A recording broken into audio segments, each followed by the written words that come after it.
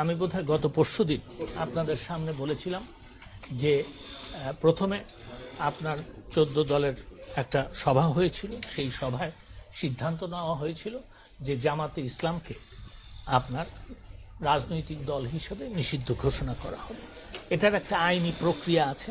সেই আইনি প্রক্রিয়া গত পরশু আমরা শুরু করে দিয়েছিলাম এবং সেই আইনি প্রক্রিয়া শুরু করার মধ্যে এটার কিন্তু এই যে গেজেট নোটিফিকেশন হয় সেটারও কিন্তু একটা কিছু আইনি বাধ্যবাধকতা পূরণ করতে হয়। তো সেই কারণে গতকালকে স্বরাষ্ট্র মন্ত্রণালয় এই আইনি বাধ্যবাধকতা পূরণ করে আজকে সকালে এটা আমার মন্ত্রণালয়ের লেজিসলেটিভ ডিভিশনে পাঠানো হয়েছিল এবং লেজিসলেটিভ ডিভিশনে পাঠানো হওয়ার পরে আমরা এটাকে ভেটিং করে আমরা আবার এটাকে স্বরাষ্ট্র মন্ত্রণালয়ে পাঠিয়ে দিয়েছি।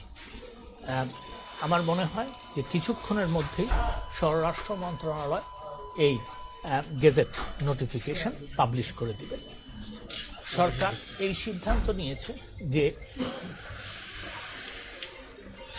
সিদ্ধান্ত নিয়েছে যে সন্ত্রাস বিরোধী আইনের 18-র 1 ধারায় এই জামাত ইসলাম এবং ইসলামী ছাত্র শিবির এবং তার অন্যান্য যে অঙ্গ সংগঠন সেগুলিকে সরকার নিষিদ্ধ ঘোষণা করিল এবং এটা সন্ত্রাস বিরোধী আইনে যে দ্বিতীয় তফসিল আছে সেইখানে সেই নামগুলো সেই তালিকাভুক্ত হবে। তো এটাই হচ্ছে আমাদের সিদ্ধান্ত এবং আপনারা বোধহয় কিছুক্ষণের মধ্যেই এটা স্বরাষ্ট্র মন্ত্রণালয়ের দায়িত্ব। এটা স্বরাষ্ট্র মন্ত্রণালয় আমার মনে হয় কিছুক্ষণের মধ্যে গেজেট নোটিফিকেশন করবে। দ্বিতীয়ত হচ্ছে যে দেখেন হাইকোর্ট ডিভিশনে একটা মামলা করা হয়েছিল।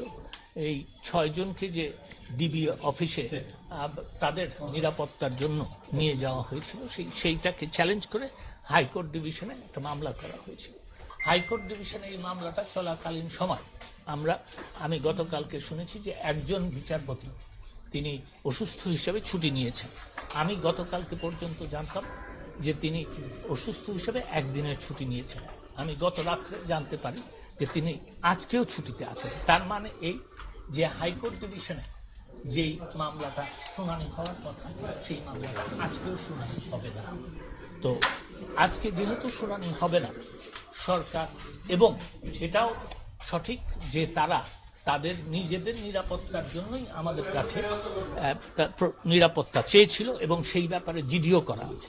তো সেই ক্ষেত্রে আমরা আজকে তারাও যখন বলছে যে তাদের নিরাপত্তার আর প্রয়োজন নাই, তো তাদেরকে আমরা থেকে তারা চলে যাওয়ার ইচ্ছা যখন প্রকাশ করে তারা চলে যাওয়ার আমরা চলে যেতে কোনো বাধা দিইনি এবং তারা চলে গেছে। সেটাও আপনাদেরকে জানানো প্রয়োজন। আরেকটা কথা আমি বলে দিই, সেটা হচ্ছে যে দেখেন একটা কথা উঠেছে যে গণহারে আপনার এই গ্রেফতার চলছে। আমরা আইন মন্ত্রণালয় এর আন্ডারে কিন্তু প্রসিকিউশন বিচার বিভাগ কিন্তু স্বাধীন।